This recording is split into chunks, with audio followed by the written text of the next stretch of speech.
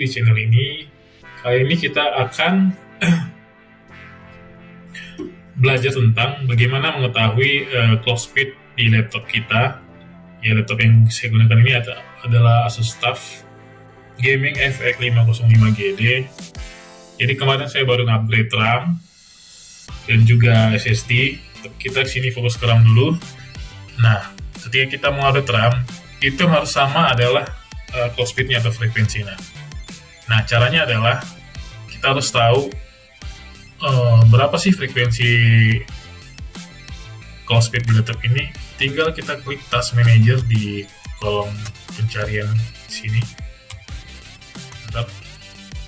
Nah, di performance ini karena CPU, memori, nah sini sudah 16 GB karena baru saya upgrade. Bawaannya masih 8 GB. Nah, di sini ada speed. Nah, speed ini adalah yang kita harus tahu speed kecepatan RAM-nya itu berapa atau clock memorinya. Nah, jadi ketika kita mau upgrade, kita harus samakan speednya itu harus 2667 juga. Jadi nggak bisa di bawahnya ataupun di atasnya. Kalau di atasnya harga lebih mahal, kemudian itu nggak working juga karena dia akan bekerja, RAM itu akan bekerja dengan kecepatan terendah di setiap laptop. Nah, jadi ini harus kita tahu sebelum kita membeli RAM, kita harus tahu juga speednya. Tips yang kedua adalah merek. Ya, merek itu juga menentukan nih. Jadi kemarin saya itu pertama kali menggunakan mereknya VGen. VGen itu sebenarnya bagus, cuma nggak tahu kenapa di Asus TUF FX Gaming 505GD dia itu kurang cocok. Sampai kemarin itu laptop saya itu ada blue screen. Nah, ini gambarnya. Nah, ini ada, bisa kita cari di Google. Ini saya ambil referensi dari Jalan Tikus. 10 merek RAM terbaik untuk PC dan laptop di 2021. Nah, itu ada Corsair, HyperX, tapi ini jarang sih saya lihat di Indonesia. Patriot, G-Skill, Kingston. Nah, akhirnya saya pakai Kingston setelah pakai VGen itu blue screen, baru dia bisa. Adata juga bagus, Indonesia banyak. Crucial saya kurang sering dengar. Tim juga sekarang lagi in banget, tim group juga bagus. Nah, VGen juga sebenarnya bagus. Dan juga ada tim Extreme. Nah, jadi kita harus tahu nih merek-merek yang bagusnya. Jadi jangan mau beli merek-merek yang abal-abal lah. Beda dikit harganya, tapi kualitasnya bagus. Ya, itu tips yang kedua.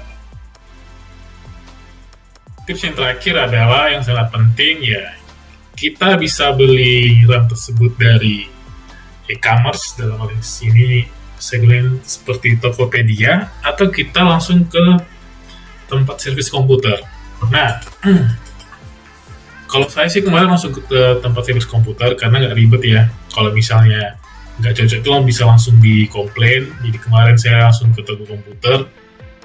Saya sih kemarin awalnya pakai VGen, jadi nggak awalnya ketika dipasang blue screen ganti lagi dengan VGen yang sama, dengan mungkin mana ada produk cacat atau gimana, pakai VGen yang baru lagi juga tetap nggak bisa, akhirnya ganti merek ke Kingston. Nah, untuk menghindari hal seperti itu, saya sih prefer langsung ke lokasinya, atau kalian bisa juga ke misalnya Tokopedia. Nah, ini cari di sini. Nah, ini misalnya kita cek ini RAM laptop Kingston DDR4 8GB, nah 266 MHz. Nah, dicek lagi sini 266 MHz. Nah, harganya memang nggak apa-apa, sedikit mahal, tapi ya penting kualitas ya. Masalah juga nggak terlalu ribet, tinggal di plugin aja, dibuka cover belakang, tinggal dipasang.